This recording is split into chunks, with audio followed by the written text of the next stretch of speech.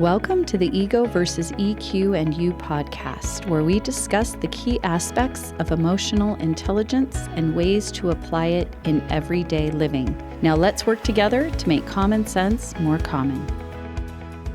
Welcome back to the podcast. And today I'm actually taking a question I got from a listener that I thought would be a great conversation because it relates back to probably the most common question I get asked about emotional intelligence.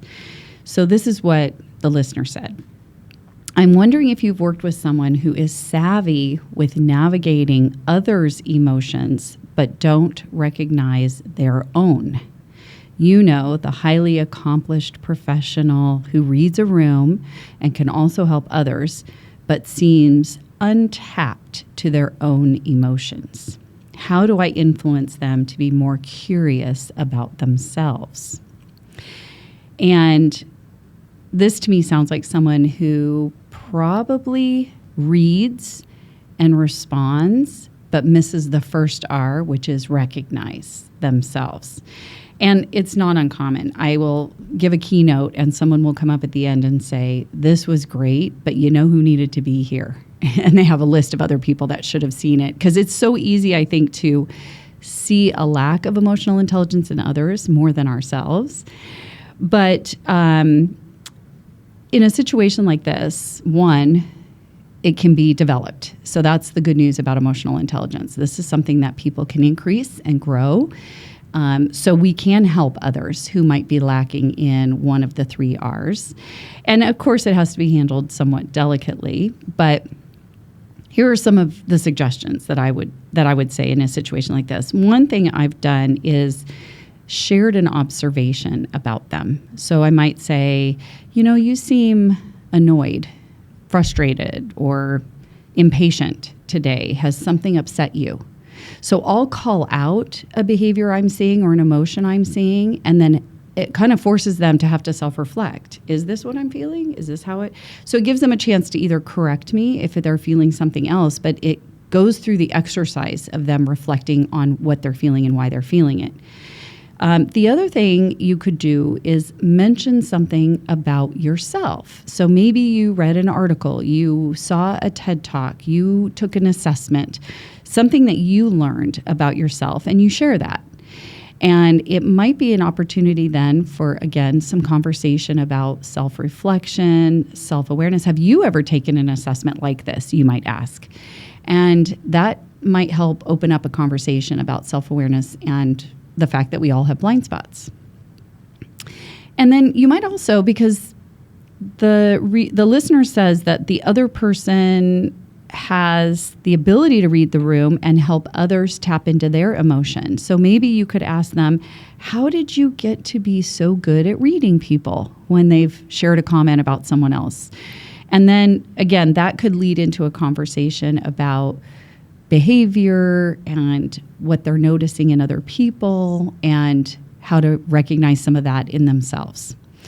So those are some suggestions, I think, if you're trying to increase EQ in a friend or a colleague. If you have a boss who lacks EQ, because I get asked that question a lot too, there's a couple other things you could try. One, I think the more frequent check-ins you do, the better. I know it's so easy to want to avoid somebody who doesn't have a lot of EQ, but by giving them kind of proactively sharing what you're working on, what's going on, that can sometimes quell the behavior or the instinct to want to get really involved. Somebody with lower EQ can sometimes be really out of touch. You know, they're not in tune with themselves or others. And so they sometimes panic that they are missing something or missing information. And then they have a tendency to want to dive deep into the weeds of your work. But by being proactive and sharing up front what's going on, that might prohibit some of that behavior. I also say, don't give them enough information to be dangerous. So when you bring a laundry list of complaints or problems to someone, you're probably setting yourself up for a very negative response from them. So I say keep your updates brief and concise. If you're going to share a challenge or a problem, bring a solution with you, and try to focus on updating them versus asking them to jump in and assist. Another thing I would do is keep them informed, but if you have to, work around them. And what I mean by that is being able to use your own organizational awareness and building networks of people around the organization that are happy to help you is a good strategy, so that you're not kind of bottlenecked under somebody who is controlling the flow of information. So keep your networking skills up. Reach out to other colleagues around the organization and build those networks. And I would avoid going over their head or using the BCC. I know it's tempting sometimes to do that, but it usually just results in disaster. So you're better off to directly deal with them. And anytime we give feedback, and honestly, when it comes to self-awareness, that's where we start. Anytime we're doing any kind of coaching, the first place we start is self-awareness, because we all have blind spots. We all have things that we're doing that maybe we don't realize we're doing. And so what I try to do when I give feedback is connect for them how what they're doing is hurting their chances of getting something they want. Now, you might share, hey, you're making me feel unmotivated, or you're being unprofessional, or you're making me feel like you don't trust me. They may or may not care, frankly, about how you feel. But if I can tie the feedback to, hey, when you do this, it's impeding our ability to meet deadlines, or we're doing rework because of this. If it's something they care about, it's naturally going to mean a lot more to them, and they'll be more motivated to change their own behavior. So first you have to figure out, what do they care about? Everybody cares about something. So you have to figure out what that is, and then put your feedback in the context of how it's hurting their ability or impeding their ability to get it. So in a nutshell, you can maintain or should maintain your own stress tolerance, another EQ skill. It can be difficult to work with someone or live with someone who doesn't have a lot of EQ. So do what you need to do to keep your stress tolerance high. You might also have to use a little more flexibility. Pick your timing well for conversations. Notice, when are they in a good mood? Are they a morning person? Are they a night person? Time your more challenging conversations around the time of day that you know they will be at their best. You may also have to use some of your own self-control to avoid sort of the passive-aggressive technique of just telling them what they want to hear so they go away. So a better way to deal with it is to be direct, but set polite, firm boundaries around what you need.